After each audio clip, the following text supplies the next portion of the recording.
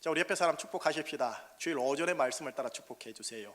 당신의 인생의 마라나타입니다 라고 축복해 주시기 바랍니다.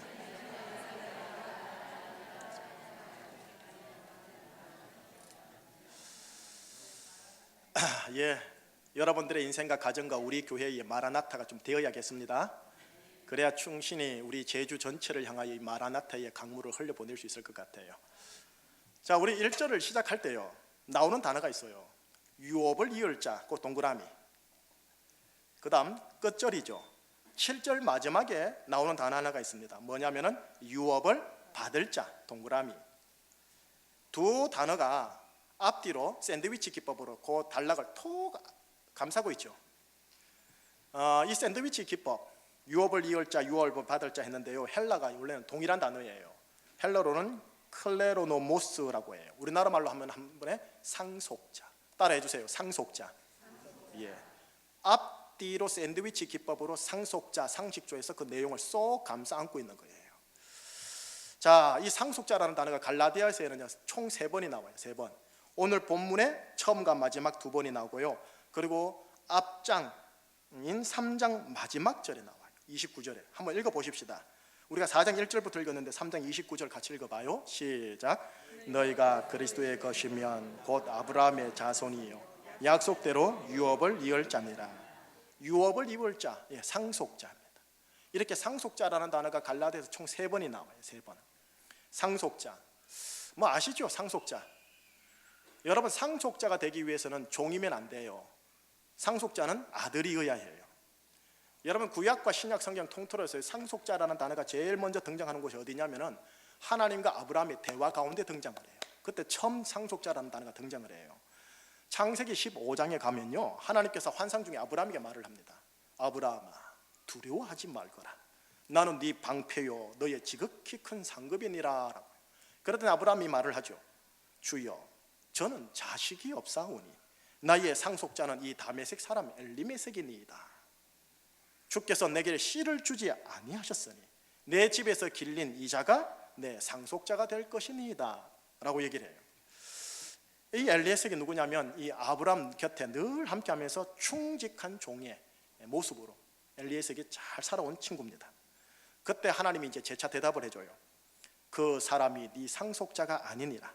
네 몸에서 날 자가 네 상속자가 되리라 라고요. 그리고 그 밤에요, 광야로 아브람을 끌고 가서 하늘을 쳐다보게 합니다. 하늘의 뭇별을 셀 수 있나 보거라. 네 자손이 이와 같을 것이니라. 근데 그 다음 구절에 그 유명한 구절이 나와요. 이렇게 해요. 여호와께서 아브라함이 여호와를 믿으니 여호와께서 이를 그의 의로 여기시더라. 다시 말하면 내가 너에게 상속자로서의 아들을 주리라 한 이 약속을 네가 믿으니 이를 너의 의로 여기겠다 요래하신 거예요. 자, 보세요. 무슨 행실이 있습니까? 아니요, 행실의 의가 아니죠. 윤리 도덕의 의가 아니죠. 유교의 선비 사상의 의가 아니죠. 뭐예요? 믿음의 의. 믿으니 그것을 그의 의로 여기시더라 라고 하고 있죠. 예, 상속자로서의 아들입니다. 상속자로서의 아들을 설명하는 부분이 오늘 본문에 나온단 말이에요. 오늘 본문 후반부요. 그것도 전반부가 아니고 후반부에 보면 4, 5, 6, 7절에 나와요. 그런데 상속자로서의 아들과 대비되는 종, 후견인, 청직이라는 나오는 단어가 부분이 오늘 전반부 1절에서 3절이 나와요. 그래서 저는 전반부를 설명 안 할게요. 시간도 많이 걸려서 4절에서 7절 내용만 가지고 상속자로서의 아들, 이 내용이 나한테 오늘 나에게 뭘 준비해 주는 건지 확인을 해보려고 하는 거예요. 자, 바로 5절, 6절, 4절, 5절 말고 6절, 7절을 읽어보십시다. 6절, 7절 시작. 하나님이 그 아들의 영을 우리 마음 가운데 보내사 아빠, 아버지라 부르게 하셨느니라.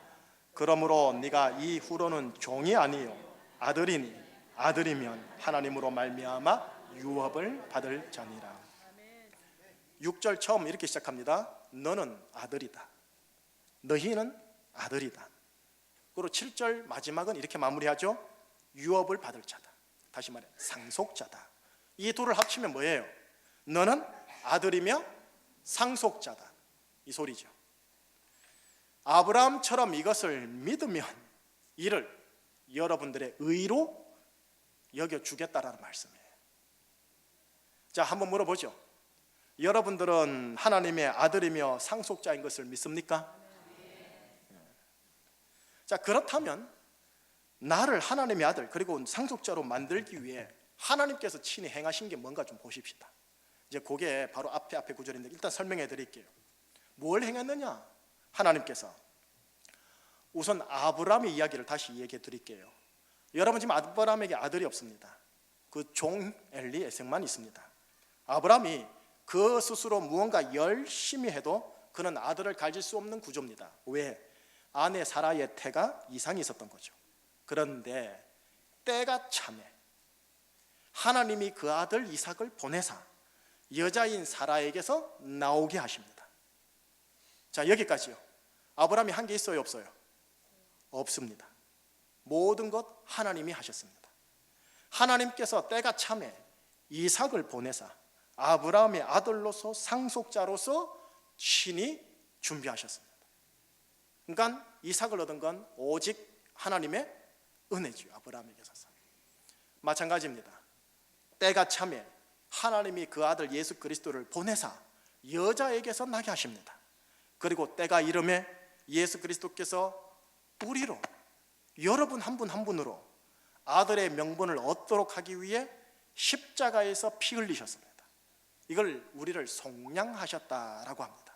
다시 말해 피값을 지불해서요 종 노예의 신분에서 아들 딸의 신분으로 바꿔줬다라는 말이에요. 이를 믿으면 이 믿음을 그의 의로 여겨 주신다라는 거예요. 자, 이 복음을 믿으십니까? 옆에 사람 축복해줘요. 당신은 의인입니다.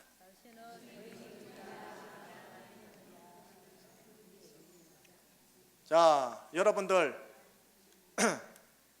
좀 유치하게 할게요. 나는 의인입니다만 말하면 돼요. 여러분들 거짓말 많이 했지 않습니까? 여러분들 의인 맞아요? 왜 목소리 적어줘? 크게 해야 돼. 어제 술 한 잔 먹고 왔습니다. 그래도 여러분들이 의인입니까? 나는 의인입니다. 그래, 나는 의인입니다.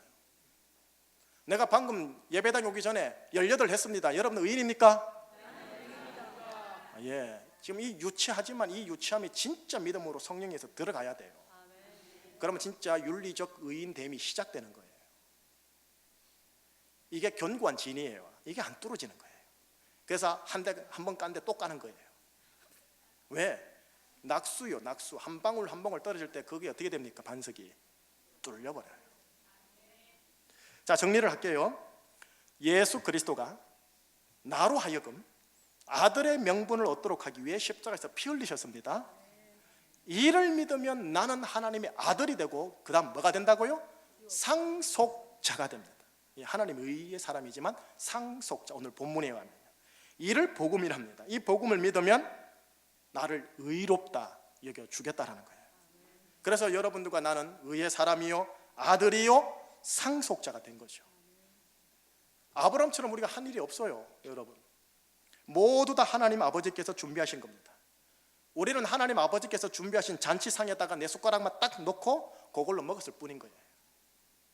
자, 이 내용이 4절 5절에 있는 거예요. 그 내용을 제가 좀 설명해 드린 거예요. 4, 5절을 한번 다시 읽어보십시다. 4, 5절 시작. 때가 차매 하나님이 그 아들을 보내사 여자에게서 나게 하시고 율법 아래에 나게 하신 것은 율법 아래에 있는 자들을 속량하시고 우리로 아들의 명분을 얻게 하려 하십니다. 자, 여러분들이 예수를 믿었습니다. 아들의 명분을 얻었습니다. 이제 우리는 뭡니까? 아들입니다. 여성분들은 딸, 뭐 이렇게도 되겠죠. 그래서 6절을 시작할 때 뭘 했느냐? 너희는 아들이다. 이렇게 지금 시작하는 거예요. 그리고 7절 마지막에서는 이제 더 뭐라고 하느냐? 너희들은 아들이면서 유업을 이을 자다, 상속자다라고 마무리를 하고 있는 거예요. 6절의 시작과 7절의 마지막 요 둘 사이에 나오는 내용을 이제 읽어야 될 것 같아요. 그 둘 사이에 나오는 내용이 뭔지 6절 재차 읽어보시겠습니다. 6절 시작. 너희가 아들이므로 하나님이 그 아들의 영을 우리 마음 가운데 보내사 아빠 아버지라 부르게 하셨느니라. 여러분, 내가 하나님의 아들이 되면서 변한 게 하나가 있어요. 또 변화해야 될 게 하나가 있고요. 또 이것이 변화로서 은혜로 파워로 다가올 게 하나가 있어요. 뭐냐? 하나님을 향한 호칭이 정말 바뀌어야 됩니다. 만군의 주 여호와 천지의 주제시여. 거룩한 홀리 보이스로 종교적인 호칭을 하는 게 아니고요. 아버지, 아빠, 가족 호칭으로 정말로 참말로 진짜로 부를 수 있어야 돼요. 무서운 거룩하신 신이 아니라 앵길 수 있는 아빠요. 육신 아빠 생각하지 마요.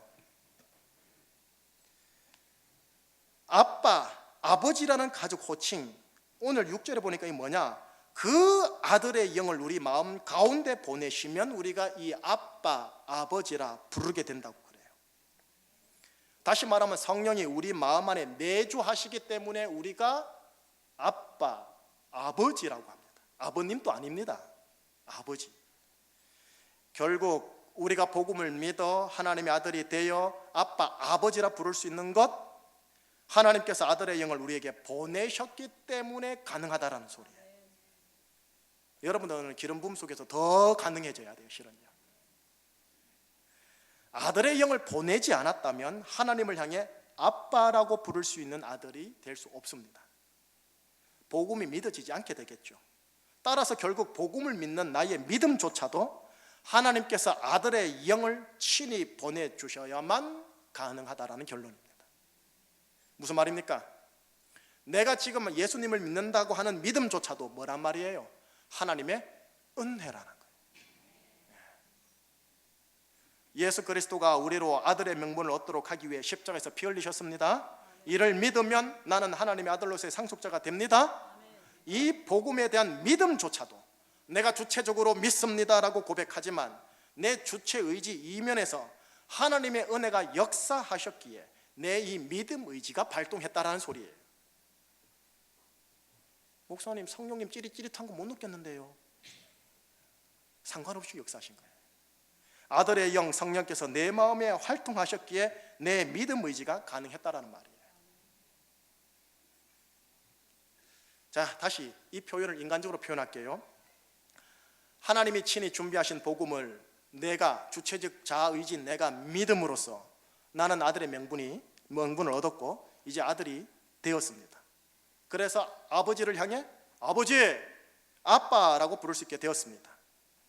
아빠, 아버지라 부르는 아들이 되었으니 이제 나는 누가 되느냐? 이 아빠의 유업을 이을 상속자가 됩니다. 교리적으로 아버지라고 말하는 거 말고요, 기름 부음 속에서 정말로 얘 하나님이 나의 아버지구나라고 경험되어지고 받아들여지고 정말로 치유 가운데 고백하는 자들에게는 상속자의 반열에 들어가기 시작하는 거예요. 이 모든 게 하나님의 은혜라는 거예요. 내가 하는 게 없다라는 거예요. 그러니 마라나타요, 주여 오시옵소서. 안 오면 아무것도 안 됩니다. 프로그램, 이벤트 필요하지만 이걸로는 역부족입니다. 자, 여기까지 오늘 본문인 거예요. 자, 이 본문 속에서 이제 끄집어낼 것 찾아 들어갑니다. 자, 하나님은 우리 아버지랬죠. 근데 하나님 아버지가 누구냐면 만왕의 왕이죠. 다시 말하면 온 세상의 왕이라는 소리죠. 여러분, 왕에게 있어서 이 온 세상은 뭐냐? 자신의 영토요, 자신의 기업입니다. 자, 그러면 한번 물어보겠습니다. 하나님이 만왕의 왕이시고 온 세상 영토의 주인이고 기업이라면 제주는 누구의 것이란 말입니까? 예, 하나님 것. 그러면 대한민국은 누구의 것이란 말입니까? 예, 지리적 개념이에요. 다른 개념으로 들어갈게요. 이 땅의 건강과 돈과 명예와 형통 누구의 거란 말입니까? 하나님 것. 다른 영역으로 들어갈게요. 이 땅의 삶의 성공과 보람과 성취와 의미 누구의 거란 말입니까? 예, 이 모든 기업이 다 아버지 거라는 거예요. 이걸 우리는 그냥 블레싱, 복이라고 할 뿐이죠. 그런데 이 모든 기업을 이열자로 내가 부름을 받았고 구원받았다라는 말이에요, 지금 여러분. 그러니 이게 배드 뉴스예요, 굿 뉴스예요? 굿 뉴스죠, 굿 뉴스. 이 모든 유업을 이을 아들로 상속자로 내가 부름받았다. 아버지의 은혜로. 따라서 이 아들이라는 개념은 상속자라는 개념과 같이 가게 돼 있어요. 우리가 정말로 아들이구나라는 것을 온몸으로 기름 부음을 따라 알게 되어지면 상속자의 블레싱에 따라오게 돼 있단 말이에요. 나는 아들이면서 뭐예요? 상속자입니다. 일단 이거를 복음적으로 견고하게 이성적으로 감성적으로 받아내자라는 거예요. 따라해 주세요. 나는 아들이면서 상속자입니다. 네. 성령의 능력을 따라서 이것이 풀어지고 온전하게 들어오기를 원합니다. 자, 제주가 아버지의 것이라면 제주가 그 아버지의 아들의 것이기도 하다라고 말해도 됩니까? 대한민국이 아버지의 것이라면 그 아버지의 아들의 것이기도 하다라고 말해도 돼요? 예. 아버지의 건강, 아버지의 돈, 아버지의 명예, 아버지의 존엄, 아버지의 형통은요? 아들 거 맞아요? 아버지의 삶의 성공, 보람, 성취, 의미는요? 예, 모두가 아버지의 것이면서 아들이 고스란히 물려받아야 할 유업이라는 거예요. 그러니까 굿뉴스죠. 내가 하는 거 없는데 그냥 아버지가 은혜로 선물로 준다라는 거니까요. 자, 이 기쁜 소식이라 불리는 복음을 여러분 정말로 믿으시겠습니까? 아니, 정말로 믿어집니까? 아니면 너무 황당하고 기복주의적이고 번영신앙적인 거라 여러분들의 이성으로 거부하시겠습니까? 믿음으로 받고 싶지만 경험이 안 되니까 잘 믿어지지도 않죠.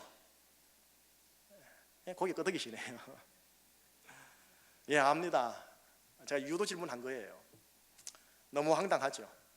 너무나 기복적이고 너무나 번영신앙적인 내용처럼 들린다는 걸 제가 알아요. 너무나 값싼 싸구려 복음처럼 들린다는 걸 저도 안다고요. 그런 리스크, 그런 위험 요소가 없는 게 좀 아니에요. 그래서 우리 주님은요 치밀한 거예요. 다른 성경에서 균형을 딱 잡아내요. 또 어떻게 균형을 잡아내는지 자막을 보세요. 로마서 8장 17절 말씀이에요. 자, 로마서 8장 17절 시작.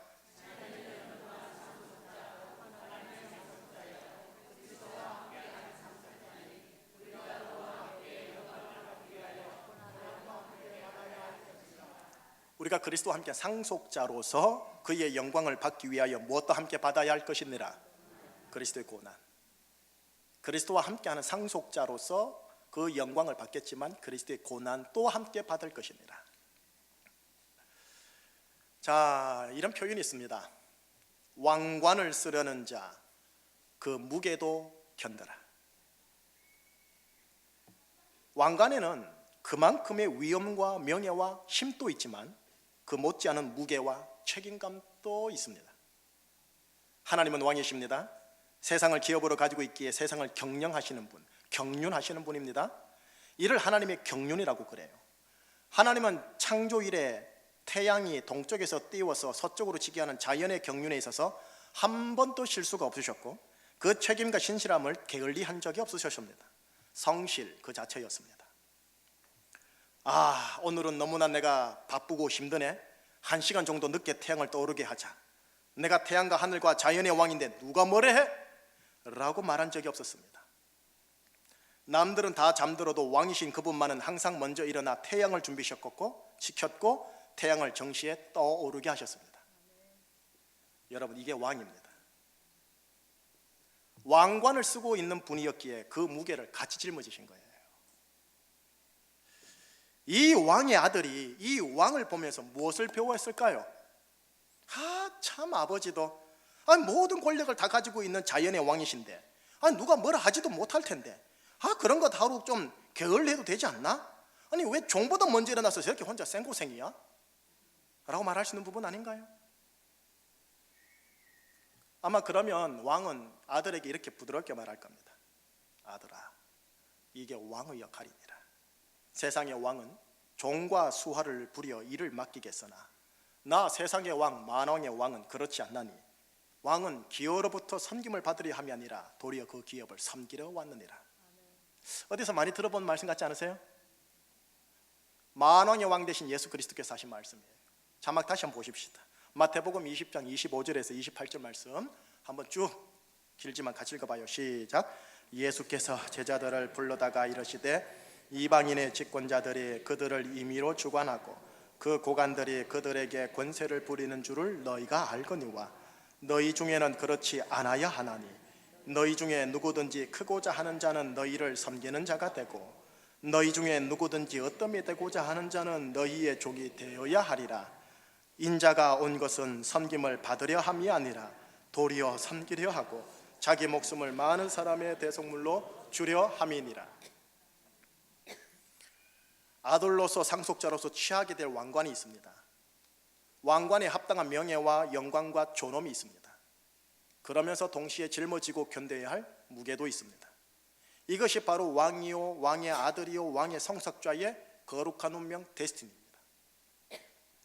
여러분, 한국 사람들 안에요, 자리가 주는 권세만 누리려는 경향이 많이 보여요. 자리가 주는 무게는 종과 수와 부하들에게 떠넘겨버리는 것 같기도 하고요. 그런데 한국 교회 안에도 종종 이게 보이는 것 같아요. 인자 되신 예수 그리스도, 만왕의 왕이신 예수 그리스도, 그분은 권세와 더불어 무게를 같이 짊어지셨는데, 만왕의 왕이었기 때문에 만인의 죄의 무게를 다 짊어지신 그런 분이었는데 말이죠. 예수님이 쓰신 왕관의 영광은 아버지의 왕관의 영광과 같았으나 그 왕관의 무게는 만인의 죄의 무게와 같았는데요. 아들이 된다라는 것, 상속자가 된다는 것 감이 좀 잡히십니까? 아버지의 건강, 아버지의 돈, 아버지의 명예, 아버지의 형통, 아버지의 왕관의 영광입니다. 아버지의 삶의 성공, 보람, 성취, 의미, 아버지 왕관의 영광입니다. 이 모든 아버지의 영광은 아들이 물려받아야 할 유업의 영광입니다. 그러니 굿뉴스 맞아요. 그러나 여기에는 우리에게는 거룩한 고난이 있어요. 무게가 있다라는 소리. 그게 로마서 8장 17절이었단 말이에요.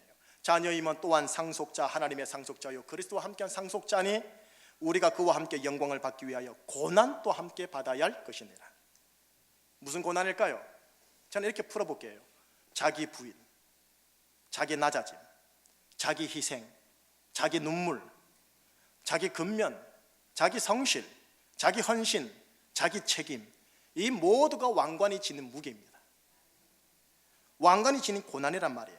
이것이 예수님의 고난이기도 했고요, 이것이 예수님의 십자가의 무게였단 말이에요. 그래서 우리가 십자가를 짊어지고 예수를 따라간다라는 표현을 하는 거예요.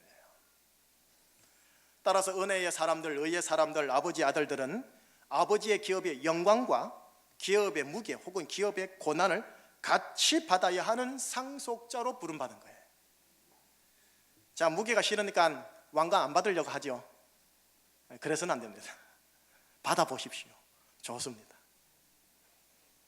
따라서 우리들이 아들이요 상속자라는 분명한 복음적 정체성을 가진 자라면, 그것을 정말로 믿는다면 하나님은 은혜의 선물로서 아버지의 유업의 영광을 주실 겁니다. 내가 정말 아버지 아들이다, 이거를 믿고 받아들이고 취하는 자일수록 분명하게 그분에게는 상속자가 받을 영광을 하나님이 함께 주십니다. 근데 그것을 취하여 복이 독이 되지 않도록 하기 위하여 왕관의 무게까지 지거라라고까지 하실 겁니다. 자, 기억하십시오. 왕관을 쓰려는 자, 그 무게도 견뎌라. 이것이 건강한 그리스도인들의 모습입니다. 복과 사명은 같이 가게 되어 있는 겁니다. 자, 그러면 그 무게는 뭘까요? 막연하게 그냥 얘기해 볼게요. 첫째, 가정일에 성실하고 책임감 있게 대하는 겁니다. 자기 부인과 낮아짐과 희생으로 대함이 여러분들이 가정 안에서 지내야 할 왕관의 무게입니다. 그러면 그만큼 왕관의 영광이 가정에 흘러 들어옵니다. 나는 아들이고 나는 상속자이기 때문에 왕관과 무게를 같이 짊어지려고 하셔야 돼요. 하나님께 예배드림과 하나님께 헌금드림과 하나님과 교회를 향한 봉사에 성실하고 신실하고 책임감 있게 대하십시오. 이게 우리가 짊어져야 할 왕관의 무게입니다. 세상 일과 직장 일에 성실하고 책임감 있고 전문성과 덕성으로 인정받으십시오. 저 사람 없으면 안 된다, 우리 조직. 인정받으셔야 됩니다. 공적인 돈과 공적인 재정 사용에 있어서도 외부 사람과 다르게 정직과 투명을 지향하십시오. 교회 안에서도 하나님과 성도의 피값으로 이루어진 교회 재정 사용에 있어서도 투명하고 함부로 사용하지 마십시오. 이것이 우리가 짊어져야 할 왕관의 무게, 예수님과 더불어 함께 짊어져야 할 거룩한 고난의 영역이에요. 이거 없이 왕관 하면은 그건 값싼 싸구려 복음이 되는 거예요. 결론 지을게요. 자, 이게 너무 심각하게 들어가 버렸네요. 이 무게를 얘기하다 보니까. 다시 굿뉴스로 갑니다. 여러분, 내가 구원받아 하나님의 아들이 된 것 다 하나님의 은혜입니다. 내가 하나님의 아들이 되어 하나님의 유업을 잇는 상속자가 된 것 하나님의 은혜입니다. 오직 은혜입니다, 여러분. 그래서 우리 개신교 모토가 Only Grace예요. 오직 은혜예요. 내가 믿습니다. 내가 주체적으로 믿고 내가 주체적으로 주님을 향하여 헌신하겠습니다, 아버지라고 하는 것조차도 성령의 역사입니다. 그러니 오직 은혜지요. 자랑할 게 공로가 없다고 이야기하는 거예요. 내가 나의 나 된 것은 하나님의 은혜래. 내가 누구 어느 사도보다도 더 열심히 일하나 이 모든 것도 주의 은혜로라. 고린도전서 15장 10절 말씀, 바울의 고백입니다. 그리고 이 은혜를 정말로 알게 되면, 이 은혜에 정말로 사로잡히면 이 땅에서 취하게 될 은혜의 영광, 은혜의 유업은 여러분들이 실제로 경험하면서 손으로 만져지게 될 겁니다. 누리면서 동시에 이 영광과 유업에 합당한 자가 되어질 겁니다. 아니, 그렇게 되어야지 하는 거룩한 마음이 막 솟아오를 겁니다. 그러면서 그리스도와 함께한 상속자이면서 그리스도 그와 함께 영광을 받기 위해 고난도 함께 받는 자리에 내가 들어가야지 하는 자원하는 심령으로 그 자리를 몸소 들어갈 겁니다. 이게 은혜가 나를 끌고 가는 방법입니다. 율법은요, 안 하면 너 죽어, 안 하면 너 저주받아, 안 하면 네 새끼 혼나, 이래 나와요. 여러분과 저는 아들이며 상속자입니다. 아버지의 왕관 여러분 거고 제 겁니다. 옆에 사람 왕관 보입니까? 보여요? 머리에? 보이면 이상한 겁니다. 여러분 상속자입니다. 왕관이 지닌 명예와 품위와 능력, 더불어 왕관이 지닌 무게와 고난까지도 감사함으로 감당하시는 여러분들 되시기를 주의 이름으로 축복합니다.